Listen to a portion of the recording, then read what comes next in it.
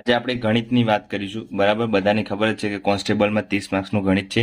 બરાબર, અને ગણિત કરવું ખાસ જરૂરી છે. તો ગણિતની તૈયારી કેવી રીતે કરીએ આપણે એની વાત કરીશું આપણે. અને ગણિતના કયા ચેપ્ટર છે, આઈએમપી એ આપણે જોઈશું. તો વિડીયો લાસ્ટ સુધી બન્યા રહેજો. ગણિત છે એ પાર્ટ એમાં છે, અને પાર્ટ એમાં કોન્સ્ટેબલમાં, બરાબર, કોન્સ્ટેબલમાં પાર્ટ એમાં 30 માર્ક્સનું ગણિત છે. બરાબર, અને 30 માર્ક્સ આપણે લાવવા જરૂરી છે, કેમ કે પાર્ટ એમાં છે એ આપણે 40% કરવાના છે, અને 40% મતલબ કે 32 માર્ક્સ લાવવાના છે. બરાબર, તો 32 માર્ક્સ કેવી રીતે લાવી શકીએ આપણે? તો પહેલા આપણે બેઝિક મેથ્સ કરીશું. ખાસ કરીને બેઝિક મેથ્સમાં કયા કયા ચેપ્ટર આવે છે એની વાત કરીશું. બરાબર, તો બેઝિક મેથ્સ છે એ આપણે જોઈએ આપણે. તો બેઝિક મેથ્સમાં કયા કયા ચેપ્ટરો કરવાના રહેશે? તો પહેલી વાત તો તમને કમ્પ્લીટ તમારા ઘડિયા આવડવા જોઈએ, કેમ કે ઘડિયા આવડશે તો તમે ફટાફટ કોઈ બી એક્ઝામ્પલ છે એ સોલ્વ કરી શકશો. તો ઘડિયા ખાસ કરી દેજો. પછી ભાગાકાર આવડવો જોઈએ, ભાગાકાર, ગુણાકાર, પછી સરવાળો અને બાદબાકી. એટલે ધીરે ધીરે નહીં, ફાસ્ટની વાત કરું છું, એકદમ ફાસ્ટ આવડવો જોઈએ આ વસ્તુ. બરાબર, બેઝિક છે એટલા માટે. પછી તમને છેદ ઉડાડતા આવડવા જોઈએ. છેદ ઉડાડતા આવડવો જોઈએ. છેદ કેવી રીતે ઉડાડવાના હોય? જેમ કે 5 ગુણ્યા 25/100 ગુણ્યા 100 ગુણ્યા 5, એવી રીતના 25 4 100, 5 5 ઉડી જાય એટલે 1/4. આવી રીતના ફટાફટ ઉડાડતા આવડે તો તમે છેદ સારા ઉડાડેલા કહેવાય. પછી બીજું છે કે લસા ગુસા. લસા ગુસા કમ્પ્લીટ આવડવું જોઈએ. બરાબર, લસા ગુસા આવી રીતના હોશિયો પાડીને આપણે કરતા હોઈએ છીએ. બરાબર, કે 6 અને 12નું લસા કેવી રીતે થાય? તો આપણે અહીંયા કરીએ છીએ 3 દુ 6, 6 દુ 12, પછી 3 એકા 3, પછી 3 દુ 6, 2 એકા 2, 2 2 4, 4 3 12. આવી રીતના તમે કરતા હો છો. બરાબર, તો આ રીતના તમે લસા ગુસા શોધતા હોય છો. પણ આવી રીતના શોર્ટકટ તમને આવડવું જોઈએ. શોર્ટકટ તમે કોઈ બી જગ્યાએ જશો તો તમને શીખવા મળી જશે. યુટ્યુબ પર ઘણા બધા ફ્રીમાં લેક્ચર હોય છે. પછી બીજું છે કે ત્રિરાશિ. ત્રિરાશિ પણ તમને સારી રીતે આવડવી જોઈએ. પછી વર્ગ, વર્ગમૂળ, પછી ઘન, ઘનમૂળ. બરાબર, આ પણ આવડવું જોઈએ. બધા જો એકથી એકથી મારા ખ્યાલથી 1 થી 30 સુધીના વર્ગ કરી દેજો, અને 1 થી 15 સુધીના ઘન. બરાબર, 1 થી 30 સુધીના વર્ગ અને 1 થી 15 સુધીના ઘન કરી દેવાના, એટલે વાંધો આવશે નહીં. ગઈ પીએસઆઈમાં તમે જોયું હશે, પીએસઆઈમાં પૂછાયું છે. બરાબર, ઘનના, એટલે ઘન ખાસ કરી દેજો. આ વખતે કદાચ કોન્સ્ટેબલનો વર્ગ પૂછાઈ શકે તો વર્ગ કરી દેજો. બરાબર, વર્ગમૂળ શોધવાનો હોય, ઘનમૂળ શોધવાનું હોય, કંઈ બી આવી શકે છે. પછી બીજું છે કે ડાબા જબાનો નિયમ તમને પરફેક્ટ આવડવું જોઈએ. ડાબા જબા. બરાબર, ડાબા જબા ઘણાને નથી આવડતું હતું, કેમ કે જો આ બરાબરની આ સાઈડ હોય છે અને બરાબરની આ સાઈડ હોય છે, એટલે ડાબા જબા સરખું કરવાનું હોય છે. અહીંયા કદાચ માઇનસ હોય તો જમણી બાજુ જઈએ તો પ્લસ થઈ જાય, એવું બધું બહુ સારી રીતે આવડવું જોઈએ. ઘણાને એમાં ભૂલ બહુ પડતી હોય છે. પછી આ બધું છે, આ બેઝિક મેથ્સ છે. આ બેઝિક મેથ્સ છે એ એની વાત કરીએ આપણે. હવે આપણે જનરલ મેથ્સની વાત કરીએ તો જનરલ મેથ્સમાં જે આપણે જોવા જેવું છે એ કેવું છે કે કયા કયા આઈએમપી ચેપ્ટર છે, કયા કયા ચેપ્ટર ખાસ ફોકસ કરવા જોઈએ, જેમાંથી વધારે માર્ક્સનું પૂછાઈ શકે અને વધારે કવર કરી શકીએ. તો સિમ્પલ આપણે શું કરવાનું છે, વધારે જે આઈએમપી છે હું લખીશ, કરવાના તો બધા છે. બરાબર, સાદુરૂપ ખાસ કરી દેજો. સાદુરૂપ છે એ પીએસઆઈમાં વધારે પૂછાયું હતું, તો પીએસઆઈમાં પૂછાયું હતું એટલા માટે આપણે સાદુરૂપ ખાસ કરવાનું રહેશે. બરાબર, પછી સંખ્યા જ્ઞાન છે, સંખ્યા જ્ઞાન, એ સંખ્યા જ્ઞાન પણ કરવાનું રહેશે.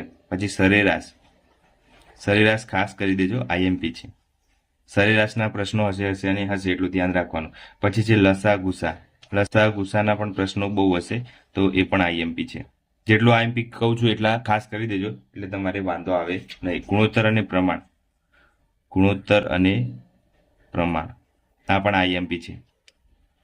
બરાબર, બધા ચેપ્ટર ખાસ કરવાના છે, પણ આ જેટલા લખું છું એટલા આઈએમપી ચેપ્ટરો છે અને એટલા કરવાના છે. બીજું કંઈ વધારે નહીં કરો તો ચાલશે, પણ આટલા આઈએમપી ચેપ્ટર છે એ કરી દેજો. ભાગીદારી. ભાગીદારીવાળા પ્રશ્નો બહુ પૂછાતા હોય છે. બરાબર, અને અત્યારે ટ્રેન્ડ ચાલે છે ભાગીદારીનો. ભાગીદારી ખાસ કરી દેજો.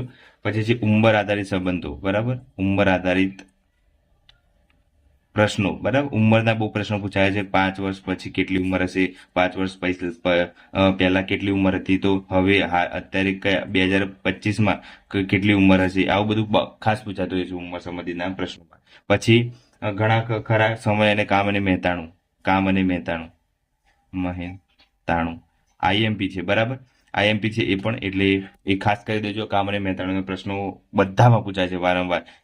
જીપીએસસીમાં પૂછાય તો, પછી હમણાં પીએસઆઈની એક્ઝામમાંથી એમાં પણ પૂછાયા હતા. અને કામ અને મહેતાણું છે એ મોસ્ટ આઈએમપી ચેપ્ટર છે, તો એ ખાસ કરી દેજો. પછી ટકાવારી. ટકાવારીના તો ક્વેશ્ચનો બધામાં હોય એટલે મોસ્ટ આઈએમપી હોય તો આ ચેપ્ટર. બરાબર, તો ટકાવારી ખાસ કરી દેજો. ટકાવારીના પ્રશ્નો વારંવાર પૂછાતા હોય છે એટલા માટે. નફો અને ખોટ. નફો ખોટ તો ખાસ બધામાં છે એટલે આઈએમપી છે, બરાબર. એના 3 થી 4 ક્વેશ્ચનો આવી શકે છે, એટલે કદાચ નફો ખોટ છે એ ખાસ કરવાની જરૂરી છે મારા ખ્યાલથી. અને સૌથી મહત્વનું ચેપ્ટર હોય, મહત્વનું ચેપ્ટર તો માહિતીનું અર્થઘટન. માહિતીનું અર્થઘટન, બરાબર. પીએસઆઈમાં ક્વેશ્ચનો કેટલા હતા? ત્રણ ક્વેશ્ચન, એટલે 15 પ્રશ્નો આના જ હતા એવું લાગે છે મારા ખ્યાલથી, માહિતીનું અર્થઘટન, બરાબર. એટલે એક પ્રશ્નમાંથી તમને એક પ્રશ્ન આપેલો આ રીતે ડેટા આપેલો હોય, બરાબર. અને એમાં 1 2 3 4 5 5 પ્રશ્નો આપેલા હોય અને આ 5 પ્રશ્નોનો જવાબ એ આમાંથી શોધવાનો હોય છે. એટલે ડીઆઈ ખાસ કરી દેજો, બરાબર. ડીઆઈ ખાસ કરવાનું છે, ડેટા ઇન્ટરપ્રિટેશન, બરાબર. પછી ડીએ ખાસ કરવાનું છે. પછી સાદું રૂપ, સાદું વ્યાજ, બરાબર. સાદું વ્યાજ અને ચક્રવૃદ્ધિ વ્યાજ આ ખાસ કરી દેજો. આ બંને આઈએમપી ચેપ્ટર છે અને બંનેમાંથી એક ક્વેશ્ચન તો આવશે સાદું વ્યાજ અને ચક્રવૃદ્ધિ વ્યાજનો, તો આ બંનેમાંથી કોઈ એક છે એ ખાસ કરી દેજો. પછી છે સમય અંતર. સમય અંતર એ પણ આઈએમપી છે, બરાબર. પછી છે બીજું છે ટ્રેનના દાખલા, એટલે બધું સેમ જ છે, એટલે ટ્રેન પણ ખાસ કરી દેજો. અને છેલ્લું છે સંભાવના. સંભાવના આટલા ચેપ્ટર ખાસ કરશો તો તમને વાંધો આવશે નહીં. બધા મોસ્ટ આઈએમપી ચેપ્ટર છે એ બધા કહી દીધા છે. અને ગણિતની શરૂઆત કરો છો તો ફટાફટ હવે આપણે જોડે એમ સમજી ચાલવાનું કે આપણે જોડે 1.5 મહિનો છે, તો 1.5 મહિનામાં શું કરવું જોઈએ એ બધું આપણે ધ્યાન રાખી અને કરવું જોઈએ.